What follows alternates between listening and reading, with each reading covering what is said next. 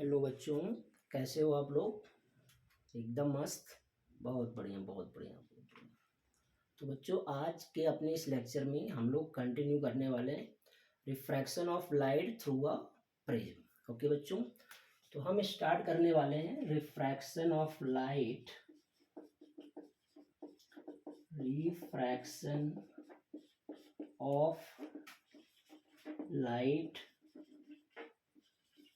Through a prism.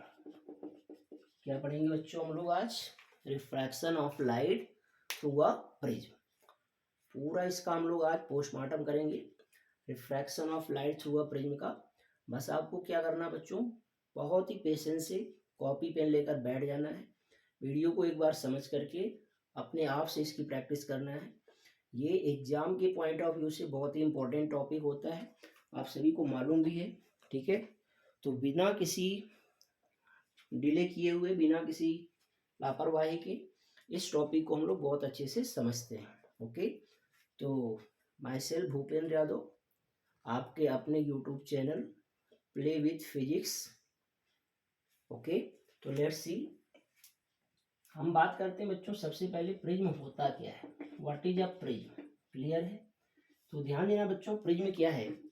एक ऐसा homogeneous transparent medium है जो दो रिफ्रैक्टिंग सरफेसेस को कुछ एंगल पर इंक्लाइन करके ऑप्ट किया जाता है, that is known as prism. Means एक रिफ्रैक्टिंग सरफेस हमने ये ले लिया और दूसरा रिफ्रैक्टिंग सरफेस हमने ये ले लिया। इन दोनों को कुछ एंगल पर जब हम इंक्लाइन कर देते हैं तो ये जो होमोजेनियस ट्रांसपेरेंट मीडियम ऑफ्ट होता है, this is called as prism. बल्कि प्रिज्म ना बोल करके हम लोग इसे प्रिंसिपल सेक्शन ऑफ प्रिज्म कह सकते हैं। क्लियर है बच्चों? तो यहाँ पर A B C, this is known as principal section of prism. Clear है? एक्चुअली में बच्चों प्रिज्म जो होता है वो 3 डायमेंशनल है, लेकिन हम यहाँ पर रिप्रेजेंट ऐसे कर रहे हैं। मान लीजिए अपने पास इस तरह की कोई एक बुक है, तो जो प्रिज्म होता है बच्चों वो लाइक दिस, कुछ इस तरह से 3D फिगर बनता है, आप ऐसे समझिए। क्लियर है? ये रख लिया मैंने। दो रिफ्रैक्टिंग सरफेसेस हैं, एक ये है और एक ये है। ये कुछ एंगल पर इंक्लाइंड है। ये पूरा आपका सॉलिड मीडियम है, ग्लास का बना हुआ होता है। ठीक है, तो इस तरह का शेप होता है। तो हमने जो रिप्रेजेंट किया है यहाँ पर ए बी सरफेस और ए सी सरफेस, और ये कहलाता है बॉटम ऑफ द प्रिज्म या बेस ऑफ द प्रिज्म। तो जब हम रिप्रेजेंट करेंगे तो इस बोर्ड में प्लेन में तो हम 3D बना नहीं पाएंगे। क्लियर है बच्चों? Are you going to imagine it? तो हम केवल ये प्रिंसिपल सेक्शन ऑफ प्रिज्म बनाते हैं। अगर हम बात करें प्रिज्म में टोटल नंबर ऑफ फेसेस कितने प्यारे बच्चों, तो आप देख सकते हैं एक फेस, दो फेस, तीन फेस। क्लियर है? और एक फ्रंट वाला 4 और एक बैक वाला 5, यानी कि prism has total number of faces how much? 5। Clear है? तो प्रिज्म में टोटल नंबर ऑफ फेसेस कितने हैं बच्चों? 5। Got it? लेकिन जब भी हम प्रिज्म की बात करेंगे then always we will draw only its principal section of prism, यानी कि front section of prism. Getting my point students? Okay, चलिए तो हम बात करते हैं बच्चों अब, this is principal section of prism. Clear है? तो ध्यान देंगे बच्चों, हम डिफाइन कर लेते हैं। It is a homogeneous transparent medium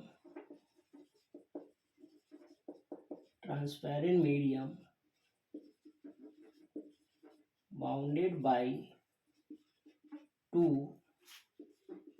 refracting surfaces inclined at an angle। Clear है? इसे हम लोग प्रिज्म कह लेते हैं। क्लियर है बच्चों? यहाँ पर ये जो ट्रायंगुलर सेक्शन दिख रहा है ना, A B C, this is known as principal section of prism. क्या कहलाता है बच्चों? Principal section of prism. This is known as principal section of prism. And ध्यान देना, ये जो ए बी एंड ए सी है बच्चों, A B and A C is known as refracting surfaces. These are known as refracting surfaces. Clear है? या फिर इसी को हम लोग एजेज भी कह लेते हैं। Got my point? और बच्चे लोग ध्यान देना, ये जो BC है ना, BC is known as base of prism. क्या कहलाता है प्यारे बच्चों? बेस ऑफ प्रिज्म कहलाता है। Got my point.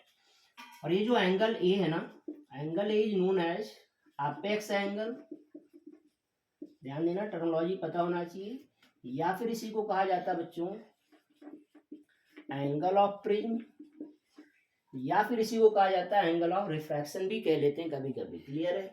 तो इतनी बातें तो आपको समझ में आ जाती हैं। जब भी हम प्रिज्म की बात करेंगे तो हम प्रिंसिपल सेक्शन ऑफ प्रिज्म बनाते हैं। ध्यान देना है जो इम्पोर्टेंट पॉइंट है, it is 3D, 3 dimensional structure होता है। नेक्स्ट पॉइंट ध्यान देना है,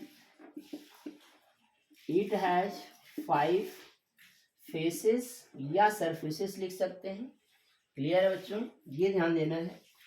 और ए बी और ए सी मेन भूमिका निभाते हैं। यहाँ पर ए बी और ए सी क्या होते हैं? प्रिंसिपल सेक्शन ऑफ प्रिज्म होते हैं। तो प्यारे बच्चों आई थिंक इसमें कोई कंफ्यूजन नहीं होगा, इतनी बात आपको समझ में आ जानी चाहिए कि प्रिज्म एक होमोजेनियस ट्रांसपेरेंट मीडियम होता है जो दो रिफ्रैक्टिंग सरफेसेस या एजेज को कुछ एंगल पर इंक्लाइन करके ऑप्ट किया जाता है। जिस एंगल पर ये दोनों सरफेसेस इंक्लाइंड होती हैं that is known as angle of prism या फिर अपेक्स एंगल कहलाता है, और इसे हम लोग बेस ऑफ प्रिज्म कहते हैं। Got my point? ओके, तो लेट्स गो अहेड, आगे बढ़ते हैं। अब हम बात करेंगे बच्चों यहाँ पर refraction of light through a prism.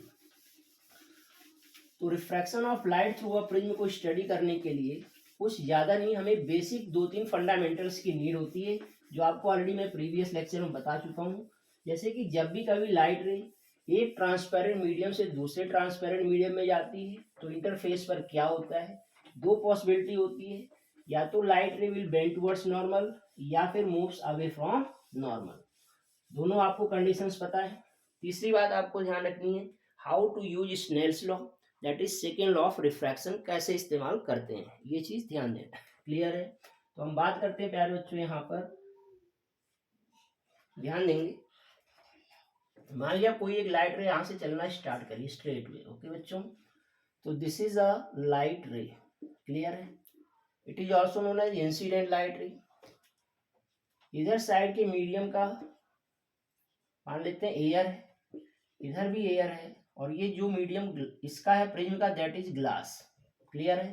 तो एयर के मीडियम का रिफ्रैक्टिव इंडेक्स मान लेते हैं n1 है, और इधर का हम मान लेते हैं क्या बच्चों? n2 है। क्लियर है? और n2 greater than that of n1 है। अगर मीडियम चेंज ना होता तो लाइट रे तो ऐसे स्ट्रेट निकल गई होती, but due to change in medium what will happen? It will suffer refraction. For this we need to draw normal at the point of incidence. तो यहाँ पर हम एक ऐसे नॉर्मल ड्रॉ कर लेते हैं इस सरफेस के रिस्पेक्ट में। Got my point? तो बच्चों नॉर्मल के साथ इंसिडेंट लाइट रे एक एंगल बनाती है जिसे हम लोग एंगल ऑफ इंसिडेंस आई कह लेते हैं। Light ray is going from rare to denser, what will happen? It will bend towards normal. तो नॉर्मल की ओर आगे बढ़ जाएगी, और तब तक आगे जाएगी बच्चों जब तक फर्दर मीडियम चेंज नहीं होता है। तो यहाँ तक तो ये स्ट्रेट आएगी, लेकिन जैसे यहाँ पहुंचेगी अगर मीडियम चेंज ना हुआ तो लाइट रे से सीधे निकल जाती, but due to change in medium again it will suffer refraction. And you have to know whenever you want to study refraction or reflection, first you need to draw normal at that point of incidence with respect to surface. तो इस surface पर हम एक normal draw कर लेते हैं again. Clear? बच्चों ये हो गया इस सरफेस पे नॉर्मल। अब देखो ये पहले सरफेस पे नॉर्मल के साथ रिफ्रैक्टेड लाइट रहती तो इसे हम एंगल ऑफ रिफ्रैक्शन आर कह लेते हैं।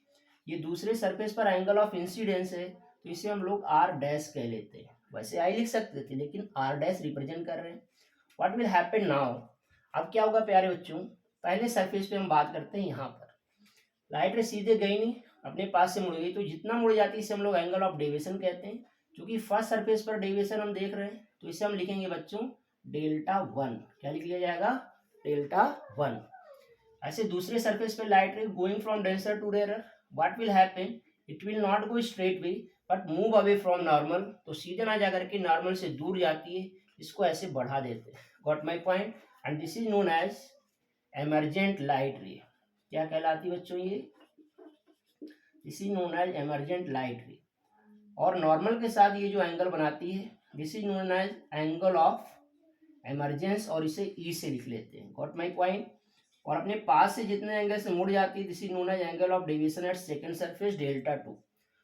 What happens, actual incident light ray को आगे बढ़ा देते हैं, फाइनल इमर्जेंट लाइट रे को हम पीछे बढ़ा देते हैं डॉटेड, जहां पर इंटरसेक्ट करती है इसे हम कोई पॉइंट नाम दे देंगे अभी, ठीक है।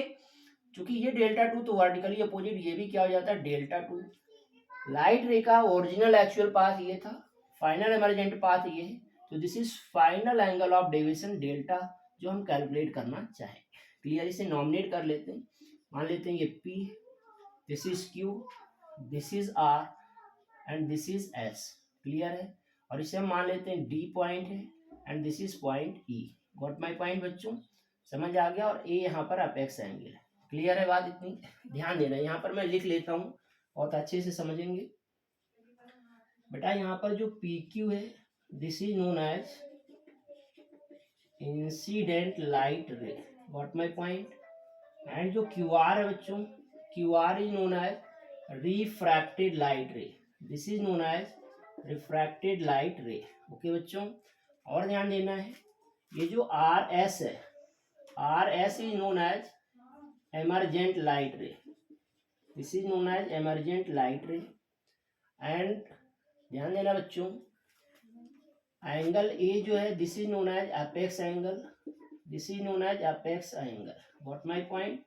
और ध्यान देंगे बच्चों, ये जो I है, I is angle of incidence, incidence at surface AB,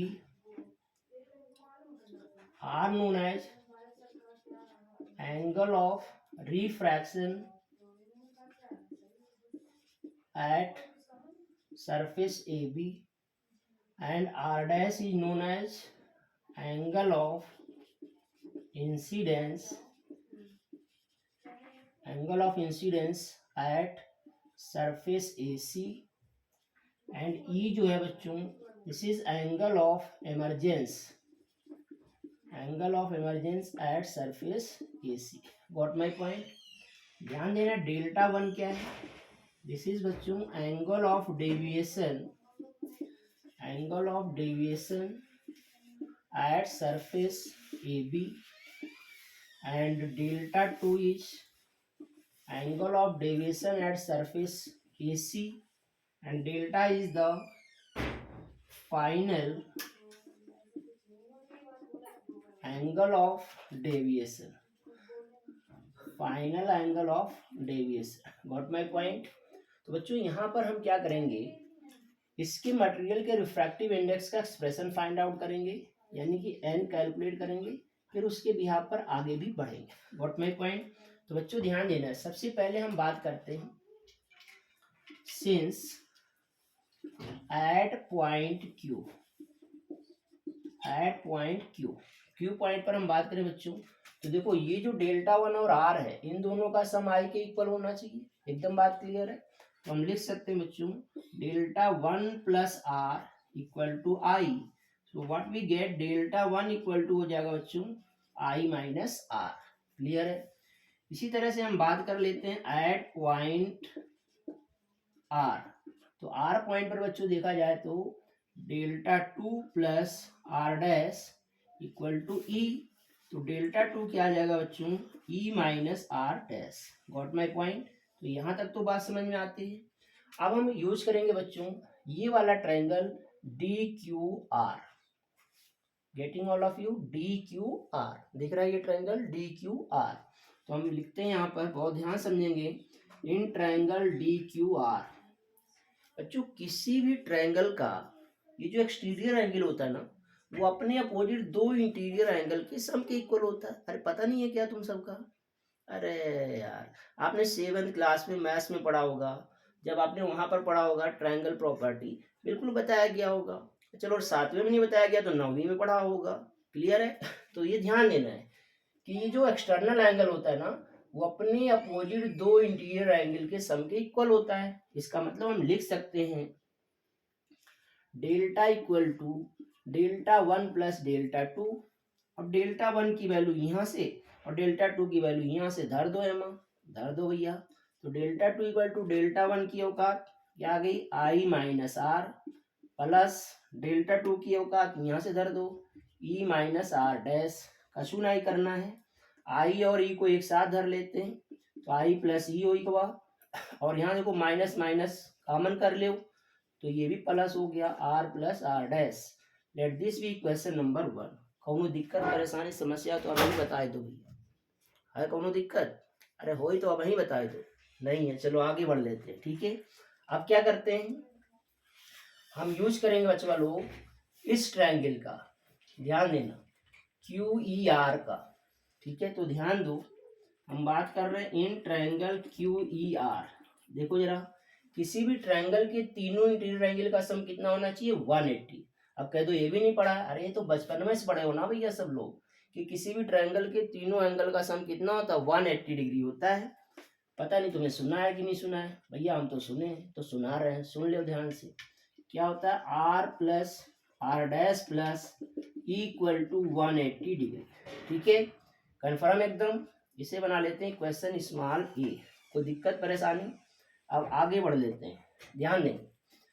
अब हम बात करेंगे quadrilateral A Q E R की। तो बच्चों ध्यान दो, इन quadrilateral A Q E R, किसी भी क्वाड्रिलेटरल के चारों इंटीरियर एंगल का सम 180 डिग्री होना चाहिए। गलत है, किसी भी क्वाड्रिलेटरल के चारों इंटीरियर एंगल का सम 360 होता है। अभी बताया था ना ट्रायंगल वाला, तुम्हें समझा यही होता है? अरे ऐसा थोड़ी होता है भैया, ट्रायंगल का अलग, क्वाड्रिलेटरल का अलग होता है कि नहीं होता है? हाँ, तो देखो क्वाड्रिलेटरल के चारों इंटीरियर एंगल का सम कितना होना चाहिए, 360 डिग्री, ठीक है। मतलब क्या हुआ भैया, देखो जरा, A plus Q plus E plus R equal to 360 degree. लेकिन ई देखा, ई कितना है 90 और ई कितना है 90, तो ये दोनों का सम तो क्वाइट ऑब्वियस है कि भैया कितना हो गया 180। तो बचा हुआ दो का सम भी कितना होना चाहिए 180। तो हम लिख सकते हैं, क्योंकि ए और आर का सम कितना है भाई 180 है, तो इसको एक साथ घसीटते हैं, angle A plus angle R और प्लस, देखो आर तो यहां पर है, क्यू यहां पर है, तो क्यू और आर को एक साथ लो पहले, क्यू और आर, ठीक है। तो क्यू प्लस आर प्लस बचा क्या, ए और ई, यहाँ पर लिख सकते हैं angle A plus angle E equal to 360 degree, क्योंकि इसका सम कितना है 180, तो 180 plus A plus E equal to 360, तो भाई साहब कितना हो जाएगा, A plus E equal to 360 में से घटाए दो उधर माइनस 180, कितना बच गया 180। पता नहीं आया कि नहीं आया भाई, तो A plus E equal to कितना बच गया 180। Let this be question number B. Clear है बात बच्चों लोग यहाँ तक? कोई दिक्कत परेशानी कोई समस्या? तो ए और बी दोनों इक्वेशंस आपको पता है, क्लियर है, कोई दिक्कत नहीं होना चाहिए। अब हम इसके आगे बढ़ते हैं, ध्यान देना है, ए की बात करें और बी की बात करें, दोनों की राइट हैंड साइड एकदम बराबर है बराबर की नहीं है? तो जब एकदम बराबर है तो क्या करना बच्चों, इनके राइट हैंड साइड बराबर है तो लेफ्ट हैंड साइड भी क्या कर लेंगे, बराबर कर लेंगे। तो देरी किस बात का, चलो कर लेते हैं भाई, क्लियर है। तो अब हम लिखते हैं, ओके बच्चों, तो अभी तक हमने डिस्कस किया, क्वेश्चन फर्स्ट बन चुकी थी अपनी, जो कि delta equal to I plus E minus R plus R dash था, और दो इक्वेशंस और मैंने बनाई थी मैथमेटिकली, एक तो R plus R dash plus E equal to 180 degree था, जो इस ट्रायंगल के तीनों इंटीरियर एंगल से आया था, और दूसरा ये था ए और ई का सम 180 डिग्री था, तो A plus E equal to 180 degree, ये इक्वेशन बी बन चुका था। क्लियर है? तो ध्यान देना इतनी बातें, अब आप लोगों को ये चीज ध्यान देनी है, क्लियर है? तो बच्चों को हम बात करेंगे इक्वेशन ए और बी दोनों के राइट हैंड साइड क्या है, सेम है, तो हम लिखते हैं now from equations A and B, right hand side same तो left hand side should also be same. तो क्या लिख लेंगे बच्चा लोग, R plus R dash plus E equal to A plus E, E से ई कैंसिल, तो क्या मिल गया, R plus R dash equal to A. Got my point? तो let this be question number 2। Clear?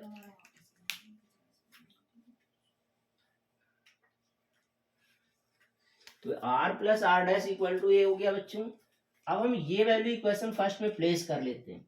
तो now using equation second in equation first, okay, first में रख देते हैं। तो व्हाट we get, delta equal to I plus E minus R plus R dash की जगह क्या लिख सकते हैं बच्चा लोग, ए। तो delta equal to I plus E minus A हो गया। Let this be equation number third. Got my point? Okay बच्चों, तो अब ध्यान देना है। अब हम कंडीशन क्या लगाते हैं बच्चों, if we plot a graph between delta and I, then अगर हम आई और डेल्टा में ग्राफ प्लॉट करें बच्चा लोग, तो प्रैक्टिकली ऐसा ग्राफ मिलेगा। ध्यान देना है। पहले क्या होता है, जैसे जैसे हम लोग एंगल ऑफ इंसिडेंस बढ़ाते हैं वैसे वैसे एंगल ऑफ डेविएशन घटता है और फिर बढ़ता है। Got my point? तो इस तरह का ग्राफ कुछ बनता है। क्लियर है? तो बेटा ये जो डेल्टा मिनिमम आता है ना, डेल्टा मिनिमम, ये किसी पर्टिकुलर एंगल ऑफ इंसिडेंस पे मिलता है। क्लियर है? तो जब डेल्टा मिनिमम होगा तो इसे हम कहते हैं मिनिमम डेविएशन कंडीशन। तो ध्यान देना है, then in case of minimum deviation, in case of minimum deviation, बच्चों मिनिमम डेविएशन के केस में क्या होता है, ध्यान देना, इतनी बातें होल्ड करेंगी मिनिमम डेविएशन में। देखो ये जो एंगल ऑफ इंसिडेंस आई होता है वो एंगल ऑफ इमरजेंस ई के इक्वल होता है, यानी कि ई इक्वल टू आई हो जाता है। और ये जो आर होता है वो आर डैश के इक्वल होता है, यानी कि angle of refraction at first surface becomes equal to angle of incidence at second surface. This happens only in case of minimum deviation. Got my point? और बच्चों ये जो QR है ना, ये QR becomes parallel to the base BC of the prism. Got my point? ये तीन conditions होती हैं और ऐसे में डेल्टा को अब डेल्टा ना लिख करके क्या लिखा जाता है, डेल्टा मिनिमम लिखा जाता है। क्लियर है बच्चों? लेकिन याद रहे ये कंडीशन सिर्फ और सिर्फ मिनिमम डेविएशन की सिचुएशन में लगती है। अब ये वैल्यू हम यूज करेंगे इक्वेशन नंबर सेकेंड में और फिर थर्ड में। तो हम लिखते हैं using this in equation second and third, use कर लेते हैं। तो देखो बच्चा लोग क्या मिलने वाला है, ये आर प्लस आर डैश को भी हम क्या लिख सकते हैं, आर लिख सकते हैं इक्वल टू ए। तो 2r इक्वल टू ए आ गया, इसका मतलब r इक्वल टू क्या आ गया बच्चा लोग, a/2 आ गया। Got my point? बहुत इंपॉर्टेंट पॉइंट है, कंसेप्चुअली ध्यान देंगे। मिनिमम डेविएशन में r और r डैश दोनों सेम होंगे और दोनों एपेक्स एंगल के हाफ के बराबर होंगे। लेकिन अगर मिनिमम डेविएशन नहीं है तो फिर आपको ध्यान रखना r और r डैश का सम एपेक्स एंगल के इक्वल होगा। Got my point? इसी तरह से जब थर्ड इक्वेशन में वैल्यू रखते हैं तो डेल्टा को अब क्या लिखा जाएगा, delta m equal to I plus E को भी क्या लिख देंगे, आई और माइनस का ए। तो भैया लोग क्या मिला, delta M equal to I plus I क्या हो गया, 2i और माइनस का ए। तो 2i इक्वल टू क्या हो जाएगा इधर जाके प्लस, तो डेल्टा एम प्लस ए। तो बच्चा लोग क्या आ गया, I equal to delta M plus A by 2। तो देखो आई और आर मिल गया, आई और आर मिल गया। क्लियर है? लेकिन ये दोनों r और i की जो वैल्यूज है ना, this is valid only for case of minimum deviation. Okay, अब हम लिखते हैं now refractive index of material of prism. Okay बच्चे लोग, प्रिज्म की मटेरियल का refractive index n equal to, इस तरह से लगा देते हैं, साइन आई अपान क्या होता है बच्चों, साइन आर। तो n इक्वल टू क्या आ गया, साइन आई की औकात ये है delta M plus A divided by 2 और होल डिवाइडेड बाई क्या आ जाएगा बच्चों लोग, साइन ए बाई 2। क्लियर है? So this is the expression for refractive index of material of glass prism. Got my point? तो बच्चों ध्यान देना है, ये स्पेसिफिक फार्मूला आ तो गया लेकिन इसमें ये एजम्पशन लेकर के चला गया कि मिनिमम डेविएशन की कंडीशन है। कभी कभी क्वेश्चन में ऐसा आएगा न्यूमेरिकल पॉइंट ऑफ व्यू से, जेई नीट वगैरह के लिए ध्यान देंगे, वहां पर ये स्पेशलाइजेशन नहीं रहेगा, बीच में से कोई भी स्टेप यूज कर सकेंगे। तो कॉन्सेप्चुअली आपको सारे steps must be clear. Okay बच्चों, तो let this be equation number 4, इसको हम इक्वेशन नंबर 4 बना लेते हैं। कोई दिक्कत परेशानी यहाँ तक? चलिए आगे बढ़ते हैं। तो ये पूरा डेरिवेशन यहाँ तक बोर्ड एग्जाम में आता है 3 मार्क्स के केस में। न्यूमेरिकल भी इससे बेस पूछे जाते हैं जिसमें बीच बीच में से यूज किया जाएगा। Got my point? And this is also in syllabus of practical examination in CBSE board. Clear है? सभी बोर्ड में, बट सीबीएसई में स्पेशली आप इसको फोकस करते हैं तो ध्यान देना बच्चों। चलिए आगे बढ़ते हैं। अब हम डिस्कस करते हैं रिफ्रैक्टिव इंडेक्स का फार्मूला फॉर थिन प्रिज्म। किसकी बात करेंगे बच्चों? थिन प्रिज्म की अब हम बात करेंगे। अब कहेंगे सर ये थिन प्रिज्म क्या होता है? तो बच्चा लोग, थिन प्रिज्म हम ऐसे प्रिज्म को सेलेक्ट करते हैं, लेट करते हैं जिनके लिए अपेक्स एंगल बहुत छोटा होता है। Those prisms are called as thin prism. उन्हें हम लोग क्या कह लेते हैं बच्चों? थिन प्रिज्म कह लेते हैं। जैसे जिसके लिए अपेक्स एंगल की वैल्यू 10 डिग्री या उससे छोटा होता है, that is known as apex angle. जिसकी वैल्यू कितनी हो जाए? 10 डिग्री या उससे लेस देन होती है, उसे हम लोग क्या कह लेते हैं? थिन प्रिज्म कहते हैं। तो बच्चों लोग ध्यान दो, बहुत ही इंपॉर्टेंट पॉइंट की बात करते हैं। फॉर थिन प्रिज्म जिनके लिए apex angle A less than और इक्वल टू 10 डिग्री होता है, उसे हम लोग थिन प्रिज्म लेट कर लेते हैं। तो ऐसी कंडीशन में बच्चा लोग क्या करते हैं, हम लोग जब थिन प्रिज्म होता है ना, तो साइन थीटा को केवल थीटा लिख लिया जाता है। ऐसी कंडीशन में इसका रिफ्रैक्टिव इंडेक्स क्या आ जाएगा? n इक्वल टू, इस फार्मूले में इक्वेशन 4 में साइन साइन हटा देंगे, सिर्फ हम ये लिखते हैं delta M plus A by 2 whole divided by क्या आ जाएगा बच्चा लोग? a by 2। इस 2 से ये 2 काट दिया, तो n इक्वल टू क्या बचा? बोलो delta M plus A divided by A, cross multiply कर लो तो n इक्वल टू आ जाएगा delta M plus A. Delta M क्या आ गया बच्चा लोग? na माइनस ए कर लिया कॉमन, तो क्या मिलेगा? n माइनस 1 इंटू ए। पता क्या चला भाई?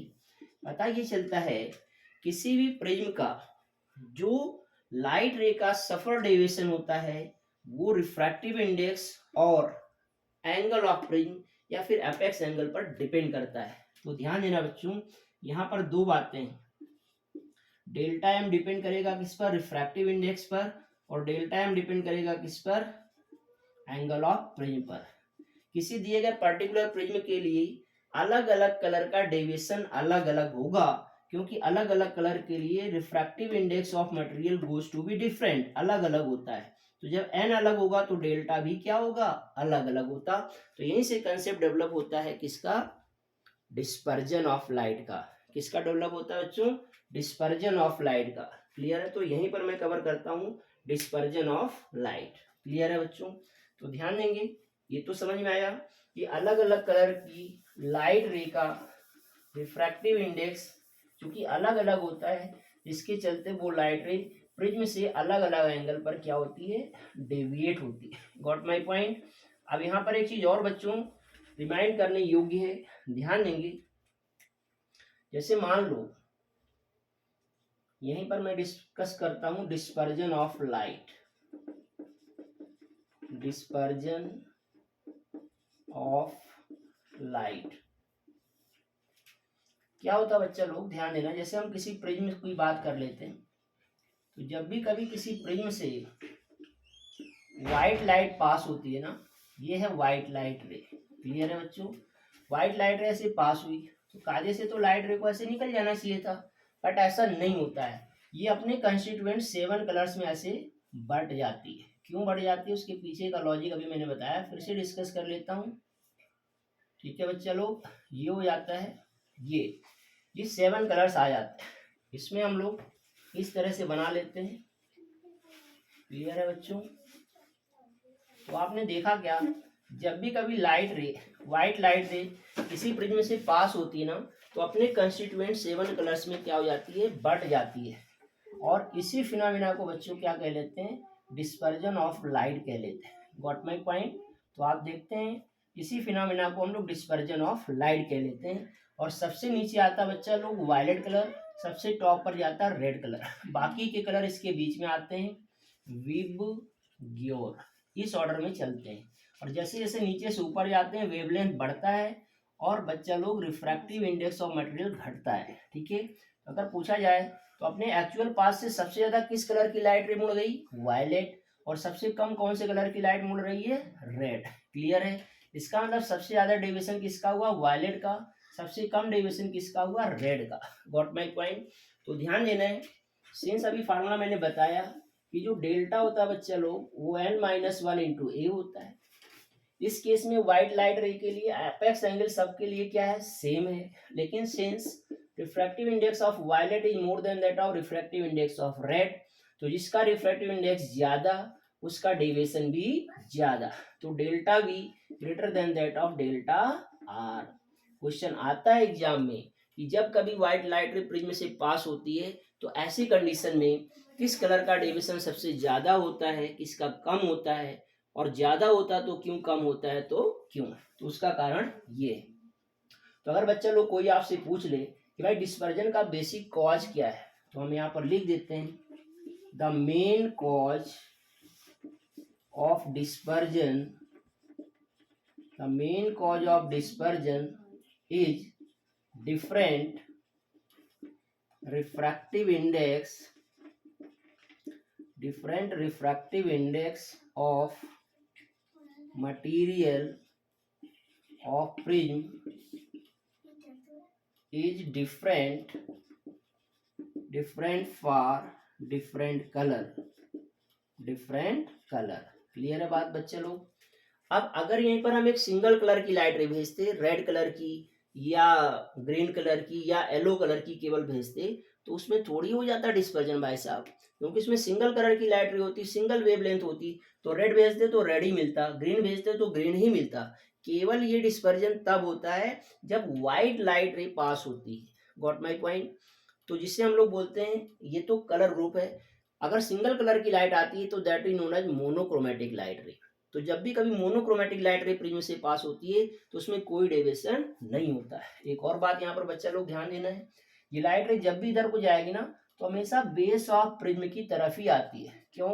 क्योंकि आपको ज्ञान याद होगा कौन सा, बेबी को बेस पसंद है। कौन सा भैया, बेबी को बेस पसंद है। तो जब भी प्रिज्म से लाइट पास होती है ना तो हमेशा उधर की तरफ ही झुकेगी जिधर बेस होगा। जैसे मान लो अगर हम यहाँ पर ऐसा प्रिज्म बना देते, इन्वर्टेड प्रिज्म, और कोई लाइट रे यहाँ से चलती, अब क्या होता बच्चों लोग, यहाँ पर जाती, अब लाइट रे इधर थोड़ी आती, क्यों नहीं आती, क्योंकि वही गाना याद रखना, बेबी को बेस पसंद है। क्लियर है, तो लाइट रे हमेशा बेस की तरफ ही जाएगी। प्रिज्म कैसा भी रखा, उल्टा सीधा आड़ा टेढ़ा, हमेशा किधर जाएगी, जब भी एमर्ज आउट होगी तो it will always bend towards the base of the prism. Got my point. तो यहाँ तक समझ में आ गया कि डिस्पर्जन क्यों होता है, और व्हाइट लाइट रे का ही डिस्पर्जन होगा। अगर मोनोक्रोमेटिक लाइट रे पास होगी तो उसका कोई डिस्पर्जन नहीं होता है। व्हाट माय पॉइंट, समझ आ गया बच्चे लोग, क्लियर है। अब यहाँ पर हम बात कर लेते हैं एंगुलर डिस्पर्जन क्या होता है बच्चों, क्लियर है। तो थोड़ा सा हम डिस्कस करते हैं एंगुलर डिस्पर्जन, फिर आगे बढ़ लेंगे।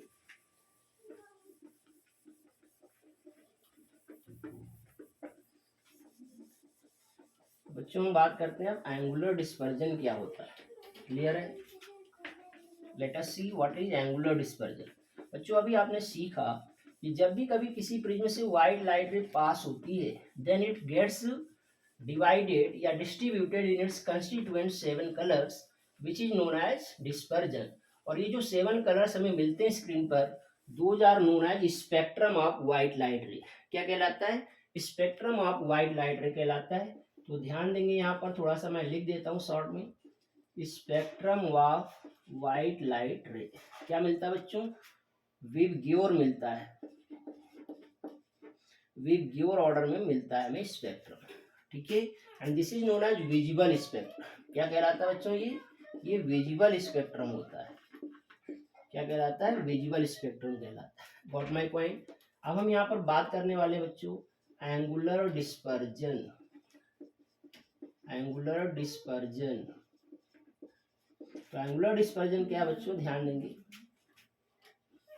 जब भी प्रिज्म से व्हाइट लाइट रे पास कराई जाती है, ध्यान देंगे हमने बताया था प्रिज्म की बात करेंगे तो प्रिंसिपल सेक्शन ऑफ प्रिज्म बनाते हैं।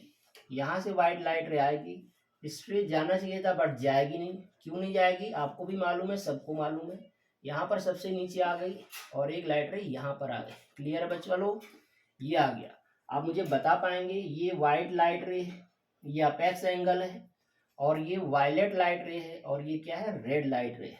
आप अगर ध्यान दें तो बच्चों लोग सबसे ज्यादा डेविएशन किस कलर का हुआ, अभी पता था आपको, वायलेट का। सबसे कम डेविएशन किसका हुआ, रेड का।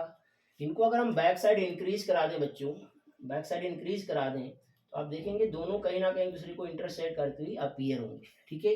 और जहां पर इंटरसेक्ट करेंगी उन दोनों के बीच में एक एंगल बनता है जिसे हम थीटा कहते हैं। इस थीटा को ही हम क्या कहते हैं, एंगुलर डिस्पर्जन कहते हैं। तो बच्चों ध्यान देना है, ये थीटा कैसे आता है, theta equal to delta V, यानी कि वायलेट कलर का suffer deviation minus deviation suffered by red colour.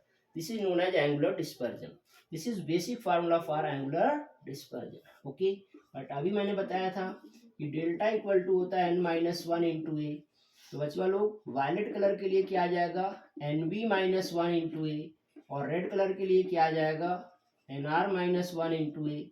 ये दोनों वैल्यू यहाँ पर रख देते हैं तो ऐसे में एंगुलर डिस्पर्जन का एक और फॉर्म आ जाएगा, डेल्टा वी की वैल्यू NV-1 इंटू ए और माइनस NR-1 इंटू ए कॉमन कर लो दोनों से, तो क्या मिलेगा, NV-1 minus NR minus minus plus 1 into में ए, -1 + 1 कट गया।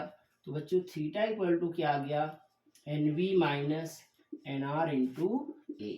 Got my point. So this is another form of formula for angular dispersion of prism. Got my point बच्चों, तो इतनी बात समझ में आ जाती है, क्लियर है। तो बच्चों इस लेक्चर में इतना ही रखते हैं, इसके आगे का कंटेंट मैं नेक्स्ट वीडियो में कंटिन्यू करूंगा। बच्चों आपसे रिक्वेस्ट है कि बहुत ही ध्यान से अपने टाइम को यूटिलाइज करें, because your board exams are near to be held. बहुत ही नज़दीक है, 15 फेब से आपके बोर्ड एग्जामिनेशन से स्टार्ट है। तो without wasting your time you need to be aware to save your time and do proper revision. Wherever you need my help you can comment. और बच्चों वीडियो को बहुत ध्यान से समझें, अगर आपको पसंद आया हो तो लाइक करें, शेयर करें, कमेंट करें और सब्सक्राइब करें। और हाँ, इस चैप्टर का PDF मैं अपने टेलीग्राम लिंक में PDF अटैच कर दिया हूँ, और डिस्क्रिप्शन में जा करके उस लिंक को ओपन करके आप उसे देख सकते हैं और प्रैक्टिस कर सकते हैं। Thank you.